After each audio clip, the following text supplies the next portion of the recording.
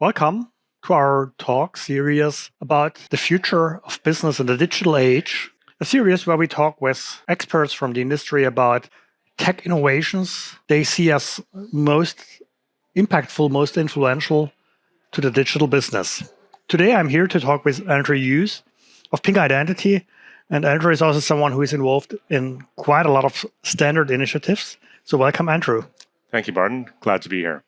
Andrew, maybe give us a quick background on yourself first. Sure. I'll keep it short. I could go into all the different standards bodies that I participate in. I'm the Director of Identity Standards at Ping Identity now. Just recently joined them. I do quite a bit of work at ISO, the International Standard Organization for Standardization. These days, mostly around government-issued credential standards and general identity management standards. But I've been following the user-centric identity movement and technologies since about 2007, consulting along the way and helping to bring industry forward. Okay, so when you would have to pick one technical innovation or one new standard you think will have the most impact, which would it be? That's a very tough question because there are so many different choices.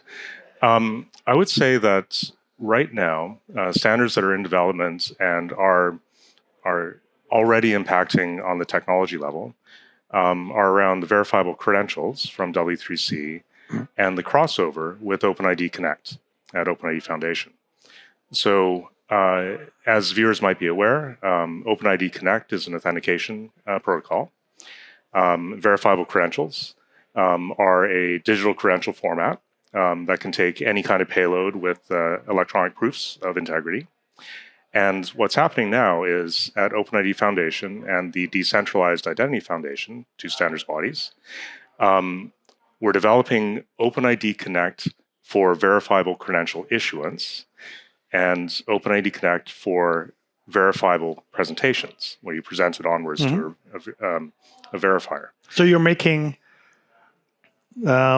decentralized identities, verifiable credentials work over OpenID Connect so that everyone can easily integrate it into the existing world. That is exactly the plan. It provides a transport mechanism and protocols for the actual provisioning and issuance of the credentials in a way that developers have become accustomed to. OAuth techniques and OpenID libraries exist across all the platforms. And there's an army of developers that are accustomed to the semantics of the protocols and the standards. So what is the business value then of that?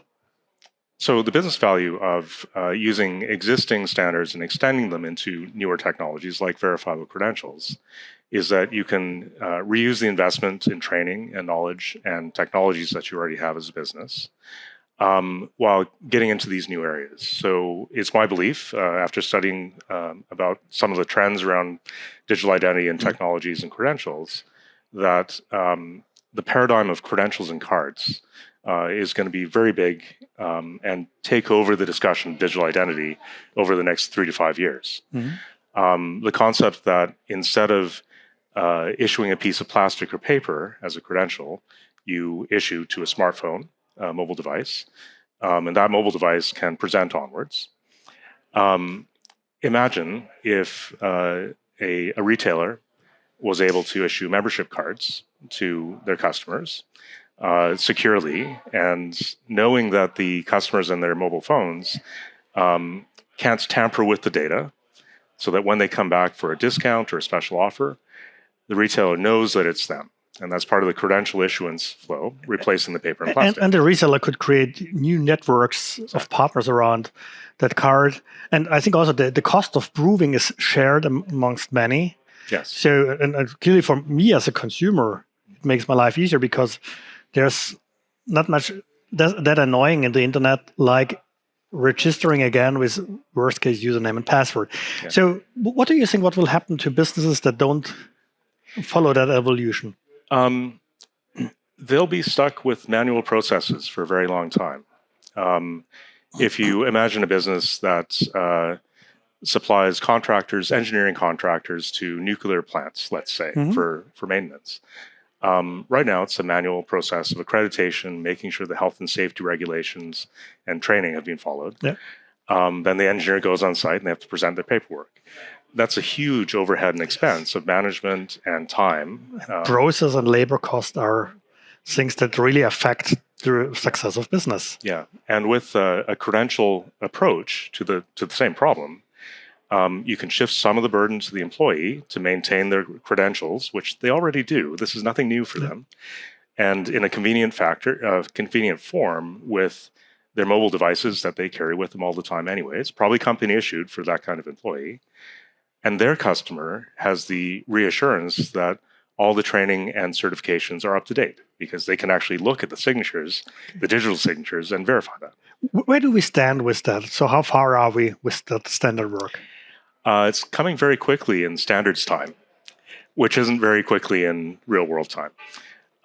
Right now, the specific standards I was talking about with the OpenID Connect for verifiable credentials are in implementer's draft at OpenID Foundation, which means that people can actually implement products to try it out, really prototype, pilot the technologies.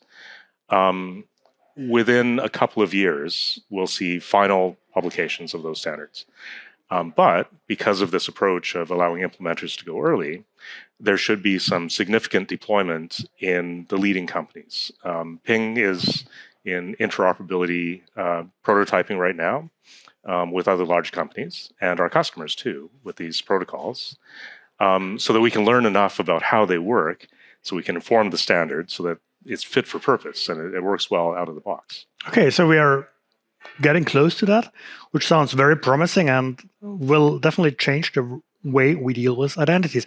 Andrew, thank you very much for your insights and for looking at these emerging standards.